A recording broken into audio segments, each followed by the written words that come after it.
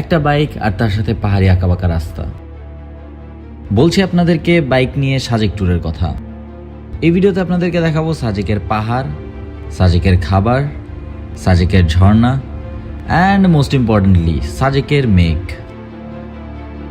আকাশ আবার একটু মেঘলা মেঘলা হচ্ছে, যদি আবার বৃষ্টি হয় মেঘগুলো আবার নিচে নেমে আসবে। আর বাইক দিয়ে সাজেক ট্যুর দিতে কয় লাখ টাকা লাগে এইটার হিসাবও দিব।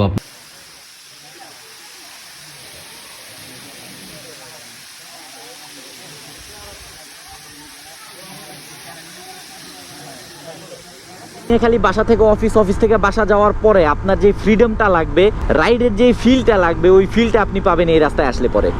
আর সেকেন্ড যে জন্য সাজেক আমার ভালো লাগে সেটা হচ্ছে সাজেক গেলে আপনি পায়ের নিচে মেঘ দেখতে পারবেন। সাজেক কিন্তু বান্দরবনের মতো একা একা ঢোকা যায় না, মানে আপনি চাইলে সময় সুযোগে মিললে একা একা।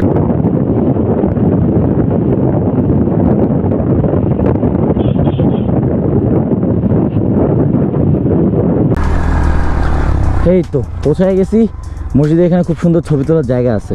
এটা হচ্ছে মসজিদের সামনের পার্ট, মানে মসজিদের লোকেশন দেখে বোঝা যাচ্ছে এই দিকে হচ্ছে পশ্চিম দিক, এই দিকে হচ্ছে পূর্ব দিক। এখন চলেন একটু মসজিদের সামনে যাই। এই হচ্ছে মসজিদ।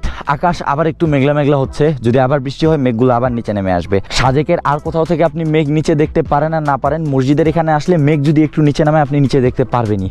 এখান থেকে দেখেন পুরাটা পাহাড়। এই পাশ হচ্ছে ইন্ডিয়ার সাইড আর এই পাশ হচ্ছে বাংলাদেশের সাইড। আর সবার আগে মসজিদে নিয়ে আসলাম এই জন্য, কারণ এটা হচ্ছে সব থেকে উঁচু জায়গা সাজেকের। হ্যালিপ্যাডের থেকেও এটা একটু উঁচা মনে হয় আমার কাছে। তো এইখান থেকে আপনারা ভিউটা খুব সুন্দর করে দেখতে পারবেন। অ্যান্ড আপনাদেরকে এটাও জানানো যাবে যে বাংলাদেশের সবচেয়ে উঁচু জায়গায় যে মসজিদটা, এই মসজিদটা হচ্ছে সাজেকে অবস্থিত এই মসজিদটা।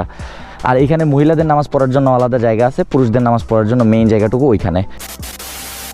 এদিকে রাস্তার দুই পাশে পুরাটা ভরে হচ্ছে রিসোর্ট। অ্যান্ড সাজেকে যদি রিসোর্টের খরচের কথা